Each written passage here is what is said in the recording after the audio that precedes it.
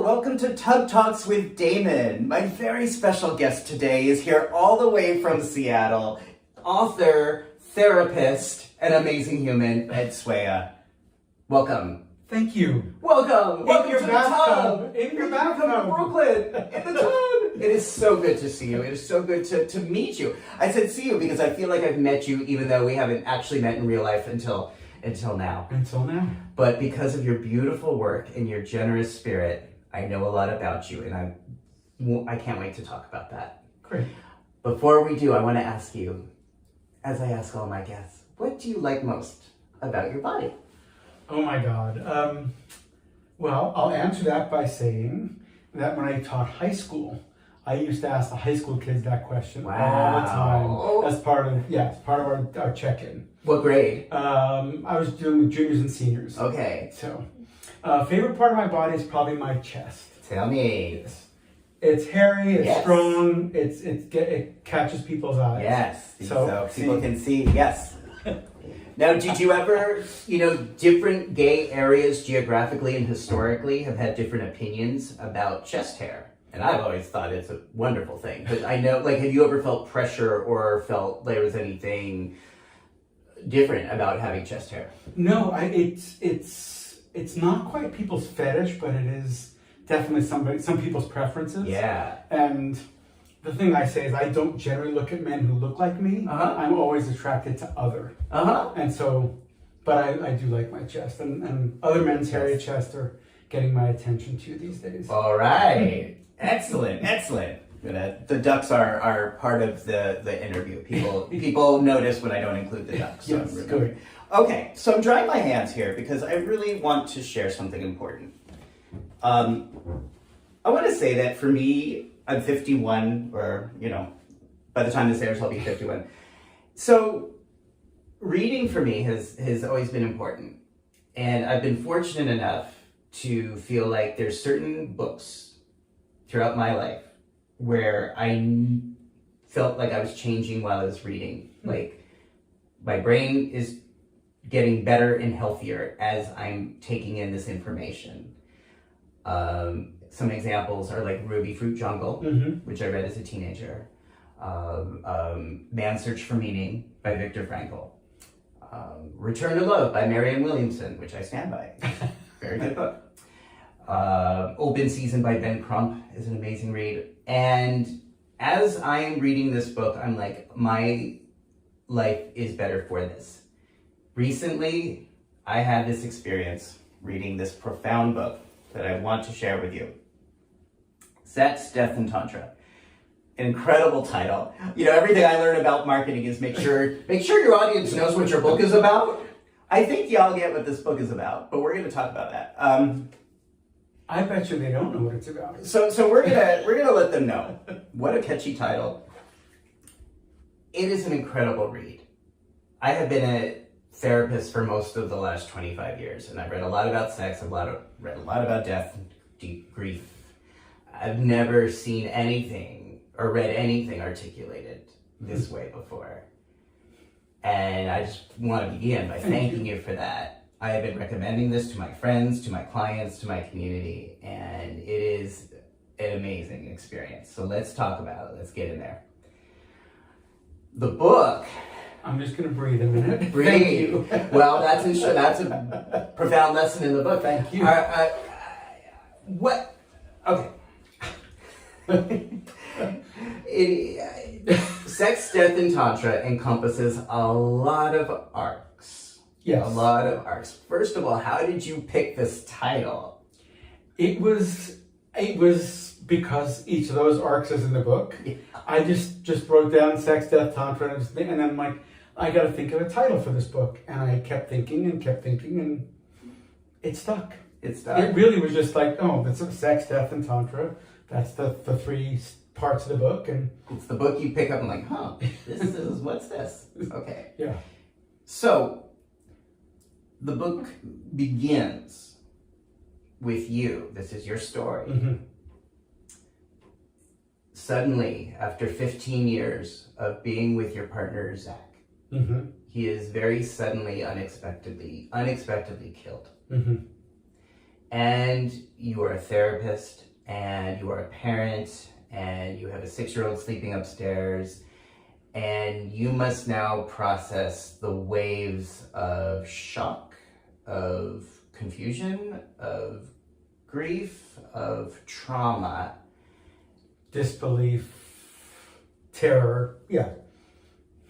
All of that. And you put it into words, I'm serious, you put this into words in a way that had me bawling my eyes out when I was reading this on the airplane. I mean, that was the first thing, like, oh my fucking God. And that's just in the first 22 pages, folks. I mean, so, how did the writing come to you? How were you able to articulate these very, very complex inner workings of the brain in the face of such tremendous shock? I didn't write the book till probably a year and a half or 2 years after that night. Luckily, I just kept a journal, not thinking I would ever write a story, just to keep myself with some approximation of sane. And that's how so I had notes which I could go back to, because memory's funny, right? And my notes were really helpful. Wow. Yeah. Okay. And that night, although, really that night, I don't think I would have needed my notes. That night is just burned into my brain. And that, what happened, how it happened, is just burned in my brain. I can see it today. I can see that night today. Yeah. And by the way, I did my master's degree in grief and loss. And that was my preamble. This is really where I learned about grief and loss as a therapist. Right. I mean, obviously. So then, the next part, the rest of the book, is what happens next. I also want to say, just sort of, I don't want to be coy. The way he was killed was, he took our dog out for a walk, and somehow the dog got away from him. And I still don't know how. It was a new dog, and that dog always stayed close to our feet. And the dog ran into the street, and 3 lanes of traffic stopped, and one person didn't see him for a bunch of crazy reasons, with lights being out and cars being parked funny. And he stepped out to get the dog, and he got hit by the car and killed that way. Just like I want to. But it wasn't like violent, murder, or intentional. Right. It was really an accident. Yes. Yeah. A confluence of so many just random variables all at the same time. Right. And so you get this news, and then you move, like, the next day, the next week, the next year. This is what we usually don't talk about. Right. Sort of the big things and the mundane parts of life to cope with. The bill collectors, the logistics. Right. Okay. So you found that one of the ways to move through this experience was through Tantra. Yes. Can you explain to people what that means? No. Okay. That's part of why I wrote the book. People were asking, what is Tantra? What? And I have been studying, practicing, teaching for 13, 14 years now, and I don't have an elevator pitch for what Tantra is. Yeah. So, one definition, which doesn't say much, is a series of principles and practices that leads one closer to God, as you understand God, not Sky Daddy God. But that doesn't cut it. That doesn't touch it really. Yeah. The lineage I study is very erotic, hence the sex part of the title. Yeah. And Zachary and I studied with our Tantra teacher for the year preceding his death. Yeah. So we were learning about erotic practices that were uplifting, healing, turning on its ear a lot of our psychological stuff that I've been working on for years in therapy, and just stuff that we're using. Conscious sexuality was very healing before he died. Yeah. So that was sort of how I didn't decide after he died to start practicing Tantra. So you had a framework right. that you describe in the book for beginning to understand the practice Right. of Tantra. And I guess from your book, what I feel like, I think of Tantra and an awareness of breath and energy in our bodies that can be a conduit for much erotic joy, but also for emotional healing. Mm-hmm. If we are aware of how to use it that way. Right. And that is why I think your book is phenomenal. And that is why I feel like I'm learning so much from it, even though I've already read it like once or twice. But there's so much in there that I didn't know, so much I've never understood in my own practice. And I consider myself a pretty, okay, I've been a shrink for 25 years, and I talk about sex and HIV prevention everywhere around the world. But the idea of erotic energy as a conduit of healing and health blows my mind because it's so opposite of everything I ever learned. Everything. Yeah. Yes. And I think that's kind of the reaction that some people have given me. And I think people who are, I know some of the people who follow the show are beginning to decouple that idea of sexual pleasure from death and disease, as many of us were conditioned, and as many of us lived through the AIDS epidemic. So it's like with PrEP, it's the beginning of decoupling that. Mm-hmm. But your book goes much further than that, because you're saying not only is this good, but this is actually really good for you. Yes. This can save your fucking life. Yes. That's amazing. So the subtitle of the book is How Sex Saved My Life After Death. Yes. I really credit my Tantra teacher. He's so good. I credit my Tantra teacher with saving my life after I was kicked in the stomach and kicked in the heart and was a fucking mess. So yes. Let's look at, I got a few samples here. Go for it. That I want to ask you about. Okay. This is beginning of chapter 7. Hey, wait a minute. What's it? Have you told your audience what part of your body is your favorite? A little bit. See, what a therapist. That's what a therapist It just occurred to me. Pause here a minute. I have a question. Then we'll get to this lovely book he's discussing. Well, I like Unless that. you don't want to on your show. No, that's absolutely cool. No, I love that at 51, I still have a working body. Yes. That it survived like COVID and has used PrEP to remain HIV negative. And I like that I like my body now, which I didn't for most of the first 40 years of my life. Right. So as a whole vessel here, I like the whole package. And but people who know me at the gym would say, well, I always work on the chest. The chest is sort of what else is there? Yeah, so that's Okay. Yeah, so chest Sorry to as interrupt well. you. Yes. No problem. Just occurred to me. Let's get back to Tantra. Okay. Chapter 7 begins. Death made my world small. I was very aware that there was a world around me, but I had little interest or motivation to participate in it. I only had energy for engaging with my inner world and with Zoe and her world. He remains dead. So, again. Zoe is the 6-year-old, is my daughter. Yeah. I knew in my head that Zachary was no longer alive, but I still felt energetically tied to him. I felt he should be right next to me. My hand kept reaching out to touch him. My eyes searched for him. My ears listened for his footsteps. I could hear him laugh. I could hear him call me. I could feel him in bed next to me. I heard his car pulling into the driveway. I touched my wedding ring with my thumb as I had done for the last 9 years. My mind remembered that he was gone, but my body still hadn't caught up to this new reality. Yeah. Yeah. Again, just the way you say that is something I have felt. I know a lot of people watching this have felt, both because of AIDS and also with COVID and just getting older. Yeah. But I haven't heard someone say it like that. Thank you. Your body hadn't caught up. My body had not caught up. What helped your body catch up? Tantra, Yeah. sex, pleasure. Yeah. Pleasure is probably the better word to use.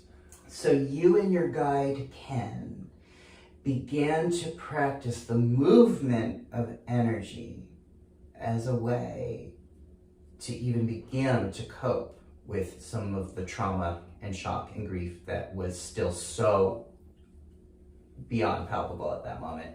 You began to breathe together. You began to have these moments in your basement together. Can you talk about that? Like how that came about? So, yeah, I don't want, I mean, I wanted to be careful to be true to the story, to be true to the story.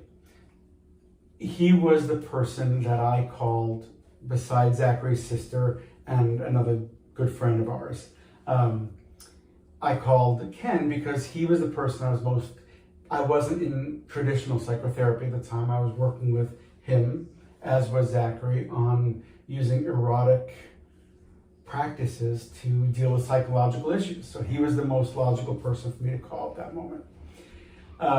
So he just showed up and would come over in the morning and we'd make tea. While Zoe was sleeping, he'd just let me cry for hours, and then I'd get on with the mundane that I had to do of the day.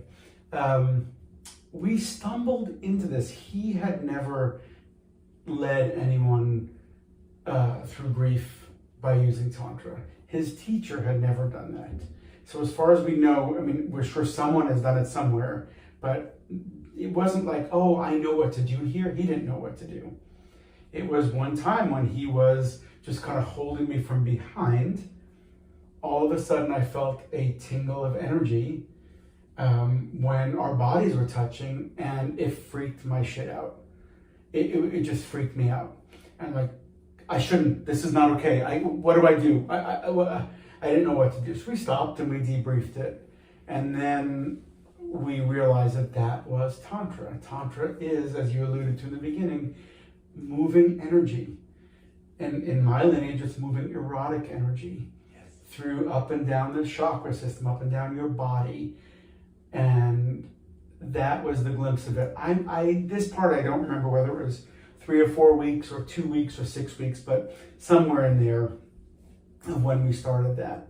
And we very slowly began being intentional about being erotic and using that energy to see what it could do to my grieving body and my grieving mind and my grieving heart. And what did it do? It made everything worse. It surprised me because when, right before Zachary died, I was at this workshop and I actually had my first experience of learning how to move sexual energy in my body. I'd always known that's what Tantra was, always tried to find some way to learn that. And luckily it was maybe a month before he died, I was at a workshop and had that experience of moving sexual erotic energy up from my cock and balls to up my chakra system. And it was profound. When Ken and I engaged in that way, that groove was already there. So I started moving that energy from my butt and balls and cock to my belly. And my belly is where one of the places I felt like I was most injured, hurt, kicked. That's the word I use a lot. So if I brought that energy toward my belly, which for those of you who know the chakra system, that's the third chakra, the pleasure made the pain worse. It made it more intense. I mean, snot dripping, crying, not pretty. But after that happened, I felt this much better. And that's when we started realizing something was happening with the healing power of pleasure, which is one of the principles of our lineage. Pleasure heals. The more deep the pleasure, the more deep the healing. So what did it do? It made things feel worse. But I knew it was the right thing to do because after it felt worse, I would always feel this much better.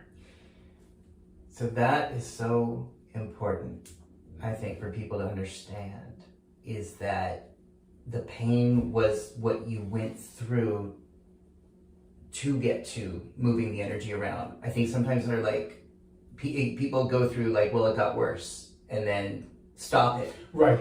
And give it up, or, you know, drug it, or drink it, or exercise it, or work it away to try to avoid that pain. You're saying that the pain was necessary. And the pleasure meeting the pain made the pain more intense. See, you talk about drinking it. People thought that I was fucking away my pain, which would be easy to do, but that's to avoid the pain. Yeah. This was using sexual energy, including fucking, later, and that got to intensify the pain. It didn't numb the pain at all. Okay. That's the important piece Such of an this. important distinction. That's an important distinction. That we're talking about Tantra as a way of working with the pain, sometimes feeling the pain worse. Yeah. It's not avoiding the pain. It's not fucking to avoid pain. Right. It is facing it. It's right. letting it be in your body. Well, it's bringing the pleasure to the parts of your body that hurt. It's bringing the pleasure to the parts of your body that hurt. And oddly, that allows the pain to release. In a way, when you drink, it kind of, and I'm not against drinking, it keeps the pain there, but puts a little blanket over it. Yeah. And this, in my case, did not put a blanket over it. Does that make sense? That is, again, yes. That makes so much sense. Good. I just, like, again, blows my mind because that's so different from how our culture thinks about grief, how we think about sex, how we think about pleasure, how we think about fucking. Right. You're not supposed to have pleasure when you're grieving. Right. Right. You're supposed to eat casseroles. You're not supposed to. Yikes. You're not supposed to. Right. Yikes. I'm gonna miss that. I did pizza, but not really casseroles. I still love it. Okay. Woo! Wow. So, again, these ideas you had been aware of these ideas, but never quite practiced. I mean, how would everyone have ever put these into practice until you were in the situation and you applied these ideas? And the learning of the moving energy, the idea of that was to just have a whole body orgasm, was just to experience deeper pleasure. Yes. It was never about, in case you ever need this if you have pain, it was never taught that way. Mm-hmm. It was just about how do you get more intense orgasms, more whole body orgasms, because Tantra is about, I mentioned funny, in a joking way in the book about Sting talking about his 4-hour orgasm. That's the only thing I had ever heard about Tantra ever was through Sting. Right. And so I was always joking, like, I still wanted the 4-hour orgasm, but it's about when you move energy, you don't have to come in the traditional way. Yeah. And you can have whole body orgasms. That's what I was going for. And I've had some of those. It was great, wonderful. But that isn't what I ended up using that skill for. Then. Okay, I want to illustrate an example because what you just said, I actually, we didn't plan this, but there's a part of this book where I marked that I want to ask you about. I'm in a bathtub having a conversation, by the way. Welcome to New York. Welcome to New York. Oh my goodness. Okay. So you do speak very clearly and vividly about that experience of crying 30 hours after Zachary's death occurred. Mm-hmm. And really allowing the big, ugly, snotty cry. And then you write, you were feeling it. You were feeling the tears. Counterintuitively, I began to experience a feeling of increased freedom. Feeling energy move, I viscerally understood that the agony I was experiencing didn't have to stay stuck. It could move. I trusted that it would move. This understanding didn't lessen the pain. I felt no relief. But I felt reassured that the pain was not permanent and could change. Ken created a container for my pain with his kindness and steady presence. I was able to unleash the profoundly awful energy of grief because I trusted his ability to contain and hold it well. So again, I think that is an example from the book of something you're saying, that feeling that pain in such an intense, visceral way with pleasure.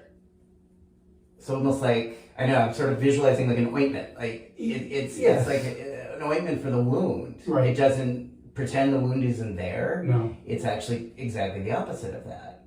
Right. It is the opposite of that. And I think so many people in our culture are afraid of that visceral pain, afraid to ever go there. Right. You know, it's kind of like, feels like we're taught constantly to avoid that. Right.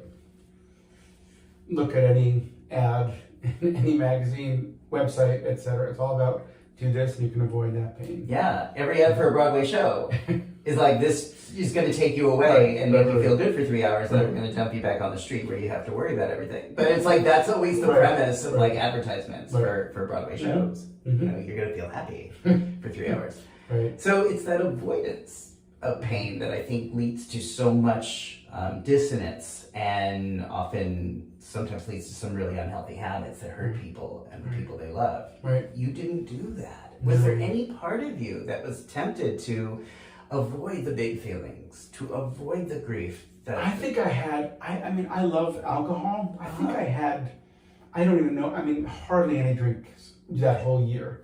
It's, I mean, it wasn't like I shouldn't have, it was not, I was too alive in different ways, and I just didn't, it didn't. I somehow, I know the night he died, I said to myself, I know I'll get through this, I have to just show up. That's what I kept saying, I have to just show up. And that was my mantra, just don't run from this. That was my mantra. Don't run from this. Don't run from this. And in this case, I didn't know this at the time. Yeah. It was also, again, I didn't know this the night he died, but don't run from the pleasure. Yeah. Because that was, for me, I feel like you're saying it's not like, almost like the yin yang, like you must have one to really have the other. That was the more I experienced pleasure, the more pain I experienced, and the more freedom I experienced afterward. Okay. Now, some of the things that are brought up in this book in regards to pleasure and sex are also very insightful and different, and aren't always, not everything in this book is about the grief. You describe some of the learning that you were doing in the years prior to this incident. And again, I want to point out a passage that has come up. Please do. In so many, like, again, this blew my mind, and I've been talking about this with as many people as possible. Okay. So you describe an experience that you had gone to, I think it may have been Body Electric, or it was like a workshop that you had gone to learn about sexuality.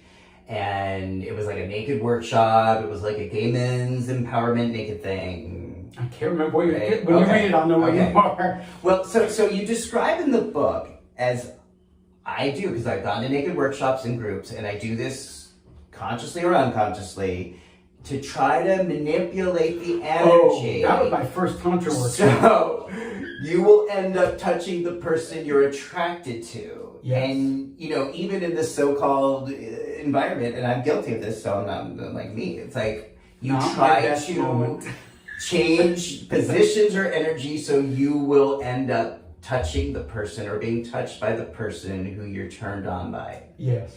So you describe in this book an experience of trying to do that and having it go completely the opposite. You ended up like being matched with a partner who you felt no erotic charge with. Exactly where I didn't want to be. Exactly the opposite of what you were trying to accomplish is what you were faced with. I did it really well too. Yeah. So after that, you were talking to Ken about this. You were saying, okay, you know, how you were asking the question that we've all asked if we've ever done any self-healing or done any sort of naked workshop. How can I be present? How can I get there if I'm paired with someone who I have no attraction to whatsoever? I know where you are now. I know where I am now. Okay. And here was the response that... Let me just give people just a quick... This is in the year when Zachary was alive and he and I were studying Tantra together. Right, this was prior. So you'd sort of talk about some of your background. Right. How I got to be where I was the night he died, yes. Yes. So you asked Ken, how do I do this? How do I calibrate my energy in a situation like that? He said, Ken replies, Tantra is about being able to access your own erotic energy 24/7, regardless of where you are or what you're doing. I'm going to read that again, because I think that's an important line. Tantra is about being able to access your own erotic energy 24/7, regardless of where you are or what you're doing. Your practice generating erotic energy in different situations, so you can later have the freedom and ability to access this energy whenever you want it. Remember, Tantra is about freedom. And if you need someone to be a specific kind of sexy for you to access your erotic energies, you are limited and less free. True story. If you are needing someone to be a specific kind of sexy for you to access your erotic energies, you are less limited and free. That is the most logical thing ever, yet I had never thought about it that way. I had never read about it that way, but that makes the most sense of that's just like, oh, yeah, of course, but I'd never considered that before. Mm-hmm. I know. That blew me away. I was so annoyed with him when he said that. Yeah. That was not comforting. That was not a nice thing. That was not nice. But it was a real thing. It was real, yeah. Yeah. So that idea that if we are only able to access our erotic chakras, if we're only able to access pleasure contingent upon someone who meets a certain kind of body type, a certain kind of sexy, that's a limitation for us in this world. Mm-hmm. It limits us from having the kinds of experiences and energy. Yeah. But that goes so counter to everything we learn. Right. What do you say to that? I also say about Ken, he is a human being who is flawed like the rest of us, but he is one of the most erotically generous people I know. What does that mean? He shows up in his role as a sacred intimate, that's what he calls himself, or a Tantra teacher, to be erotically available to his client, the people he's with, regardless of their whatevers, regardless of the kind of sexy they are. Yeah. And he was able to hold me when I just stunk of death and ick and I was at my worst, and he was able to be very, very intimate and close with me. He's one of the most so that erotic generosity to me is a path toward freedom. I want my non-naked life, I want to be kind and generous. That's my goal, my value. I want to do that erotically also. And that's the process, and that right? Is the process. That's so the I have to process. access my erotic energy without you having the body, the dick, the whatever that I like or want. Now, I have preferences. Everyone has preferences. No one says you have to find everyone equally attractive. Right. But I want to show up in a generous way. And for me, some of that process, which only became available when I started using PrEP, was the discovery part. Right. That makes sense. I could remove the fear, I was so much more open to learning. I didn't even know who I was attracted to. I thought I had a type. I do have a type. But then I learned that I have a lot of types, but I didn't discover that until I started to be willing to discover that, to explore that. Right. So people who I wouldn't have said I was attracted to, I started exploring with and started learning there's a lot of joy to be had here. And sometimes there's no chemistry at all, and that's okay too. That's okay too. That happens. But that could happen with someone who is my type, as well as someone who's not. Right. That sometimes there's just this chemistry that you don't know is there unless you give it a chance, unless you explore it. Right. But I love that this point in the book that we're talking about is that idea of freedom. Because I think we lose that when we talk about sexuality, and I will take ownership for saying that most of my career, sexuality has been framed in terms of preventing HIV, and even with PrEP and U equals U, it's still sort of in this frame of like trying to prevent something versus freedom. Look at look at how sex education is taught today. Yeah. You're gonna get a disease. You're gonna get sterile. No one's gonna speak to you. You're gonna have herpes the rest of your life. I mean, whatever it is. HIV stigma. You've heard of this? I mean, it's just that's what sex education is. It is not about pleasure, and that is a fundamental way we are letting, I was going to say our kids down, but no, all of us down. Right. And then I think in the gay community, it's like you can have pleasure if this person looks a certain way, if this person matches your type. But I also think it's different, but it's the same in the heterosexual world also. In the context of a marriage and with kids, with a family, with this type. I mean, yeah. I mean, ask any older woman, and she'll tell you that she's not very many people's type, because for straight men they've got to have a certain type, and it's so cliched. And I'll ask a lot of women who are very frustrated by this. So I'm not sure it's just gay. Ours is like many things, just different, but we have it. Yeah. Yeah.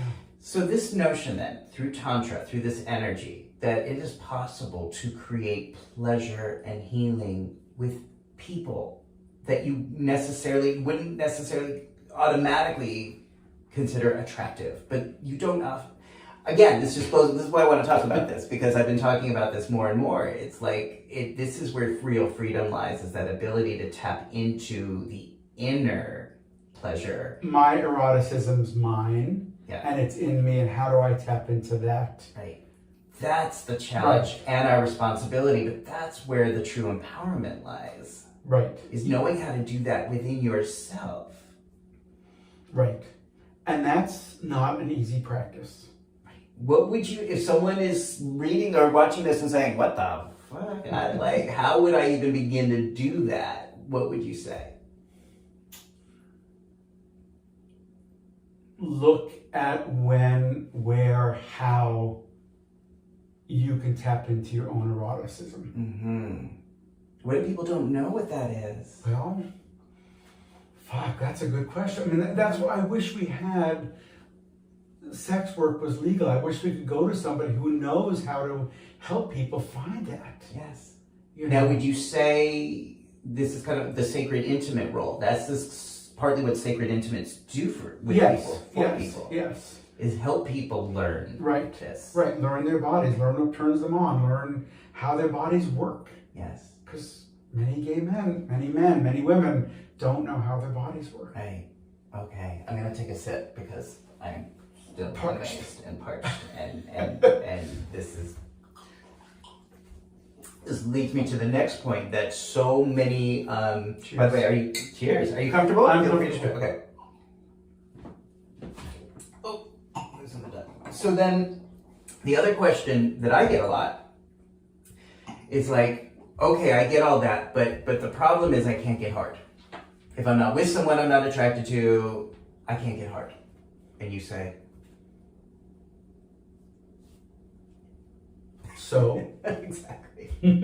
So I marked it, but I can't find it right now. But you actually talk about in the book, like that's not what this is about. That's not right. We're not talking about erections and orgasms necessarily. Right. You take your body where it is. Yes. If you're not hard, I think you can figure out a way to find some erotic pleasure. A hand. I can make this feel really nice. Or I can just be like, whatever. I'm not hard, don't touch me, Yeah. I mean, but erotic, I think I may have this wrong, I may be making this up, but erotic is of the body. Yeah. So I may not be hard, but this can feel wonderful. This can feel terrible. Yes. Much like this can feel terrible if either of us have a hard on. Yeah. So but how do you find ways to be experiencing pleasure without a hard on? Now, I talk about this in the book too, my whole year of studying before Zachary died, I never got hard in a Tantra setting. It frustrated the fuck out of me. It was so not who I thought of myself, wasn't how I rolled. It was so frustrating to me. And again, it was because of that it kind of forced me to learn how to move erotic energy in my body without, how to receive erotic energy, how to give erotic energy, how to move erotic energy without a hard penis.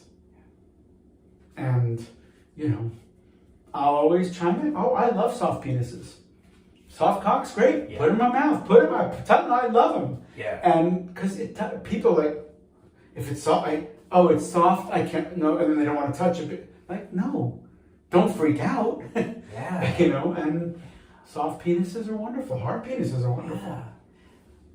So the pressure that so many gay men are under, and I have now heard this, I don't think this is necessarily a byproduct of the social media age, but I do think, this is my theory, could be right or wrong, people could tell me, that in the middle of the AIDS crisis, when we were hooking up, it felt there was less of an emphasis on erections and fucking.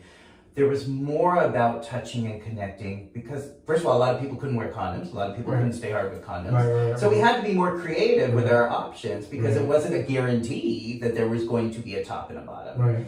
And I just remember being in San Francisco in the 90s and just, it wasn't assumed that anal sex or erections were part of the deal. I feel like now we're in a much better time biomedically, and I'm very grateful to that. But I also feel like there's more pressure on people, even in the way the platforms are designed to identify it, or your top or your bottom. It like brings it back to the erection, which is the opposite of the freedom we're talking about. Interesting. Yeah. You know, it's like there's so much more to it. Not that I don't love both of those. But I also have that experience of saying there's so much more to connection than who is topping or bottoming or coming or not coming. And so much of what my work has been about is hearing how people feel the pressure, what I call the should, that they must have an erection or they must have an ejaculation. And how, of course, once we start getting in our head about that, it's a guarantee, it ain't gonna happen. Right. And So that's a hard treadmill to get off.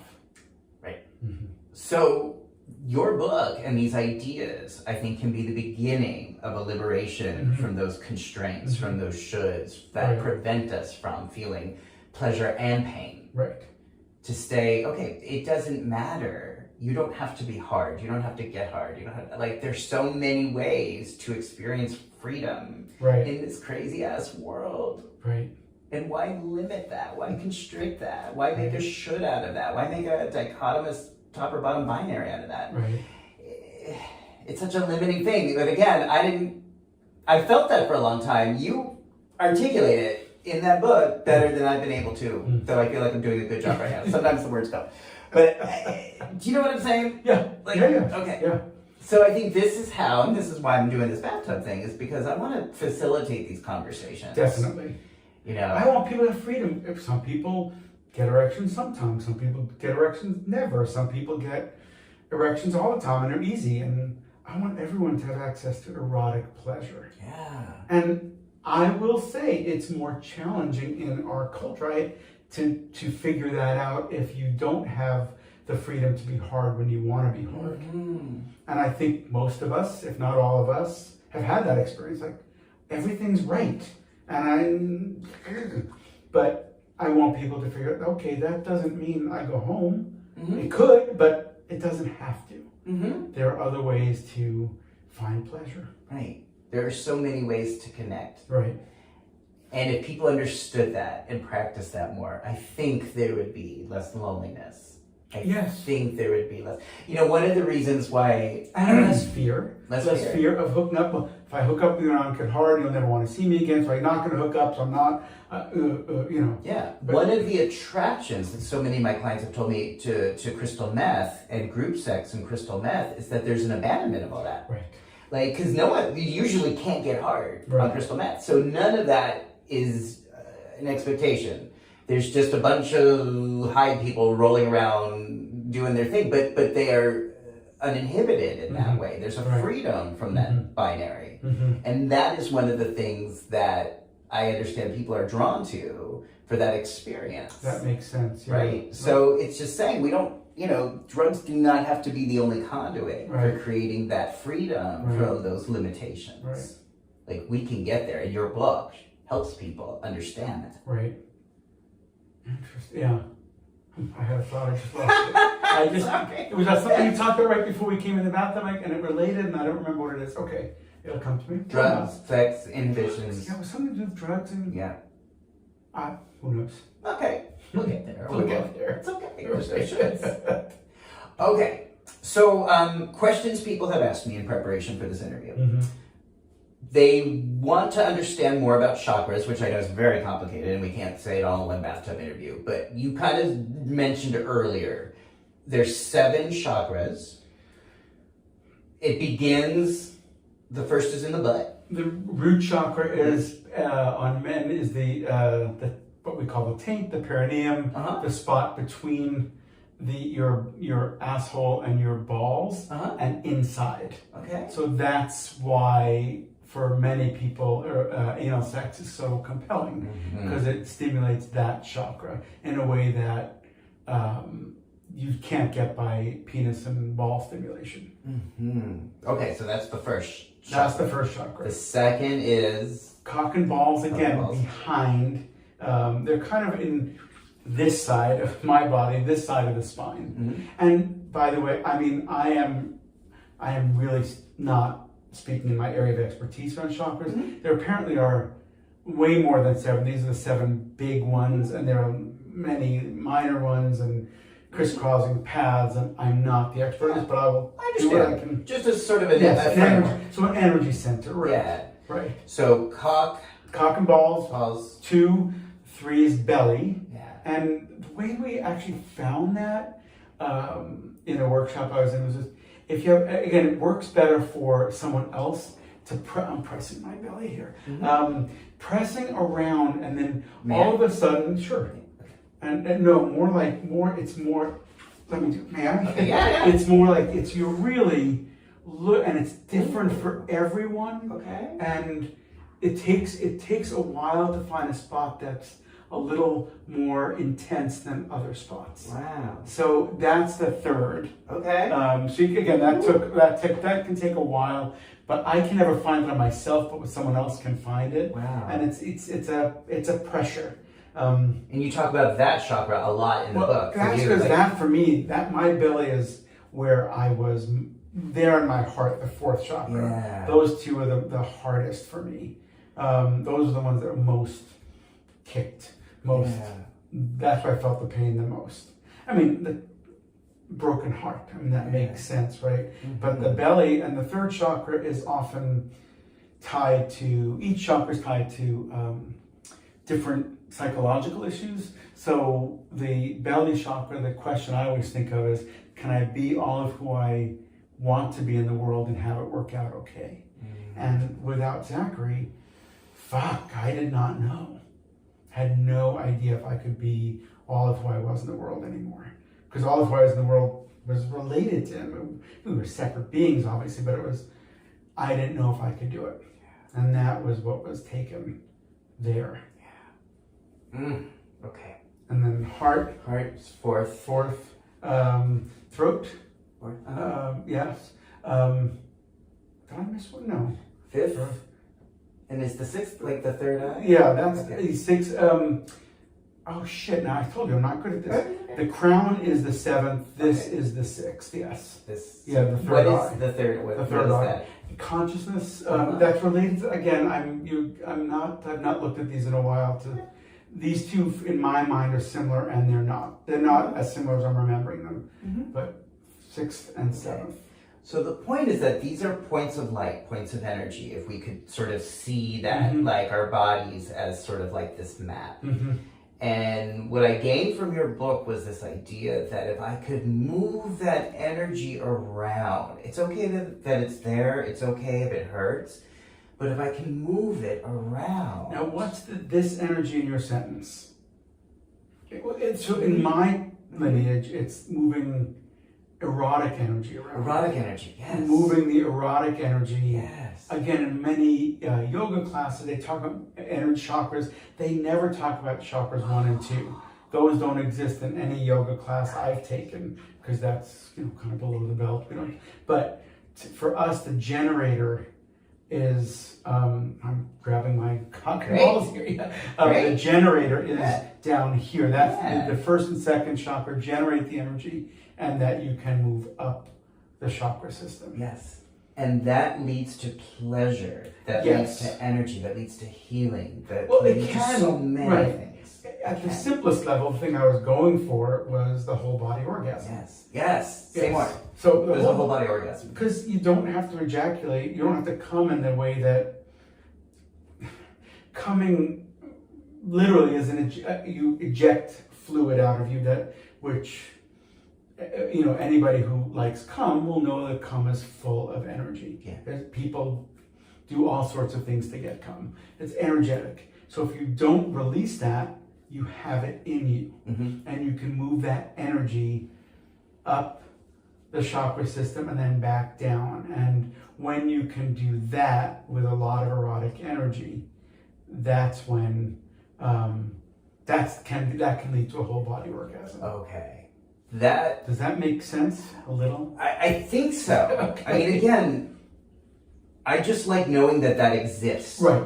And I may not fully understand it, though I sure want to understand more about it. But just knowing that that's an experience that's available to me, that there can be a way to use my body and my breath in that way, that even in and of itself, as I'm turning 51, kind of is just a very reassuring thought that is out there. I feel like I've had moments where I've gotten close to that, but maybe never really fully had that. Right. What I know is what a difference breath makes. And we say that, like, when I was, like a kid trying to figure out how to enjoy getting fucked with anal sex, they would always say, breathe, breathe, but I never understood why. Right. I feel like it wasn't even until recently I started to understand why, how important breath is for that first chakra. Right. Because if you can get energy down there, and move it from the first and the second while you're getting fucked, yes, that experience is going to be so different. And where I would tend to go, especially before prep, was here. Right. So, right. Again, this is why I'm like fascinated, and the beginning of what I hope to be an ongoing conversation in my life with my friends, with my communities, and like have you write a sequel so we can go more into this. Other questions people had. People want to know what happened to the dog. The dog lived. Okay. And the dog was adopted by a dear friend of mine. And because I had a grieving 6-year-old and I was a grieving parent and grieving widower, I couldn't take care of an animal. Just couldn't do it. And I think my daughter is still pissed at me about that, but I think I had to strip down to bare bones. Okay. Mm-hmm. People want to know where Ken is today, or what it's kind of like he has this very significant role in your life, and then it's not really clear what happens. I love him, he loves me. We're in touch a couple times a year. I always, invite him to Christmas parties and talk. We are just lovely friends, and we don't see each other a lot.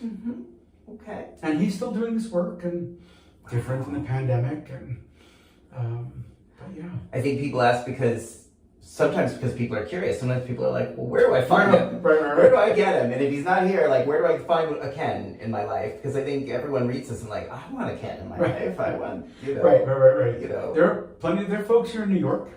I can give you names.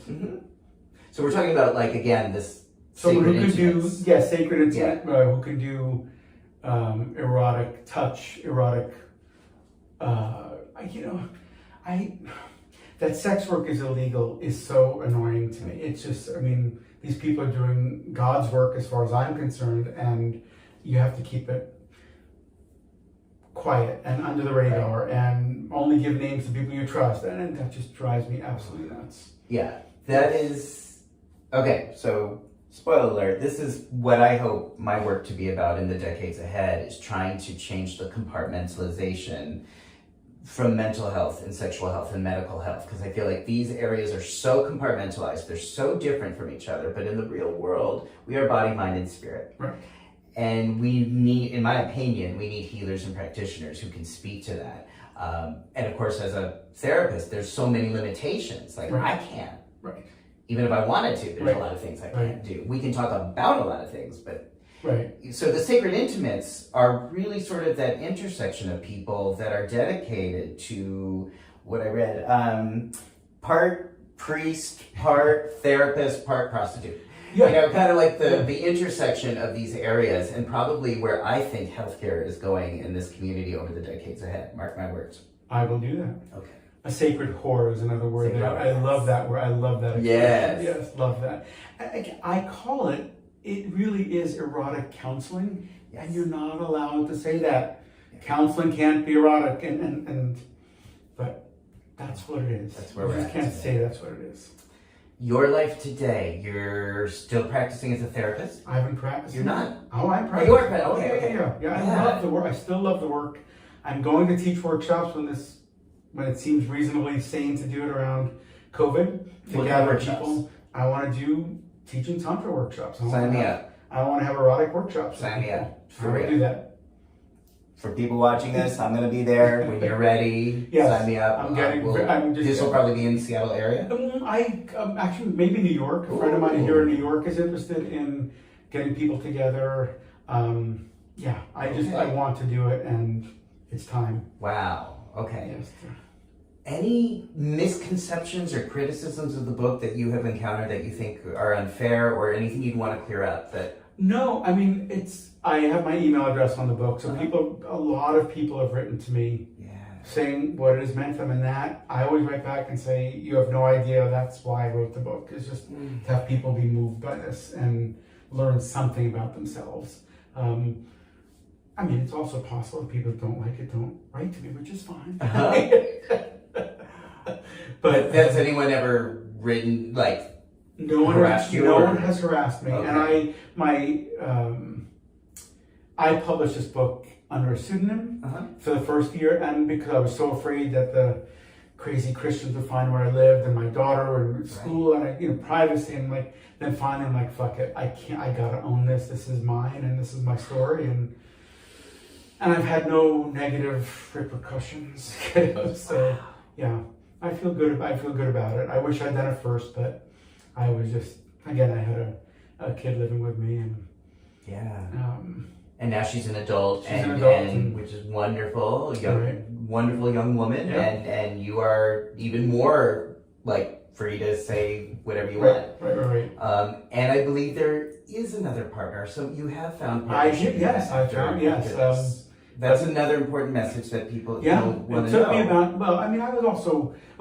I met my current husband 5 years ago, so it took about 9 years Mhm. of being single, and I don't count really the first 2 years, so really 7 years. Mhm. But I was also a single parent, and that was my most important job. And so I think it just frustrated as fuck, but it happened when it was supposed to happen. Is there anything I haven't asked you that you want to say to your followers, to my followers, to people watching the show, kind of struggling in their lives, fearing getting older, fearing loss, or going through a loss right now? I've had a lot of people who found the book after they've had a loss. I don't know how that's happened, and that's great. I guess the main point, which we haven't talked about, is how radical would the world be if we were taught to trust our desire? We're always taught by parents, religious organizations, society, whatever that means in general, to be suspect. Whatever you want is suspect. And that is a thing that I hope the book allows. I think I keep drilling that home. Trust your desire. What if your desire is holy? There's no proof that it's not.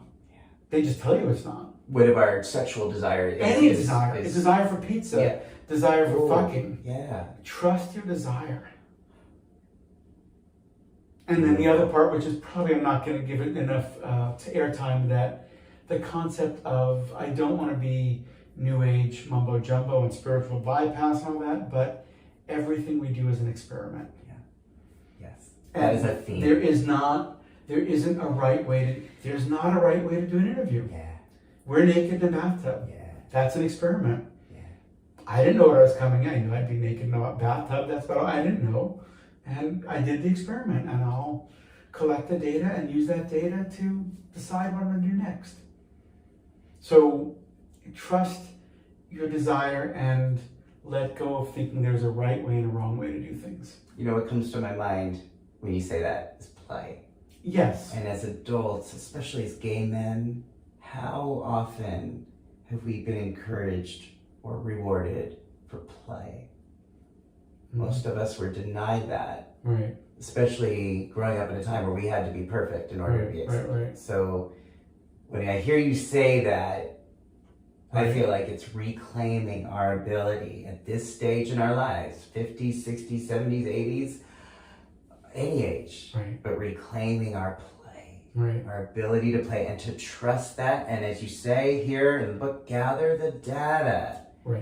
Learn, be willing to learn. If you don't like it, you don't have to do it again. Exactly. You don't have to fuck somebody again, but gather the data for the experiences in your life, for yourself, for your freedom. That's what freedom is. That's what consciousness is. Okay, I'm gonna end it there. Okay. Except there's one more passage that I wanted to end with. Okay. Sorry. One more thing. Okay. Here we go. This is my life as well. So I can't say I'm reading this and like, this is me. Okay. So about a year after the incident, after Zachary's death, this is toward the end of the book, this is upon reflection. I am smarter in many ways. I am more competent, confident. I am more in my body, less anxious, more creative. I am a better lover, therapist, and parent. I now know things intellectually, emotionally, spiritually, erotically, intuitively that so many do not and cannot know. I now sit with others who are in tremendous pain and hold their pain in a much more whole, healing, and embodied manner. I am a member of a club that no one wants to join. I welcome others to it with as much awe and humility as I can muster. Those are beautiful words. Beautiful words. Thank you. Beautiful words. Thank you. Thank you for writing this. Thank you for being in my tub. Thank you for being on this journey. And I just say to everyone who's made it this far, first of all, get this book. Second of all, see what happens when you begin to broach these subjects. These are very open subjects. Grief, Tantra, chakras. Nobody, we're talking about these, but people are going to have different experiences and opinions. Try sharing that with some of your friends, whether it's in your bathtub or Sunday brunch or at the bar or the club. Just these ideas of really being so empowered and free through our connections, through our breath, and through our true tantric energy. That's how I think we're going to get through this. And through eroticism, and through fucking. We can do all sorts of ways. Thank you. All right, everybody. If you'd like to subscribe, share this with people who you think could benefit from this. Get the book. One more time. It's on Amazon. The link is going to be right down if you're watching on YouTube. If people want to follow you, the best way to do that? Facebook or Instagram. I'm going to get a site for the book up. That is I just decided this week. It's just, I got to own this more and keep doing it. All right. Thank you. Let me know. Feel free to write if you'd like to. And people, my email address is on there. It's right down there on YouTube. All right. Thank you, everybody. Take care. Take care.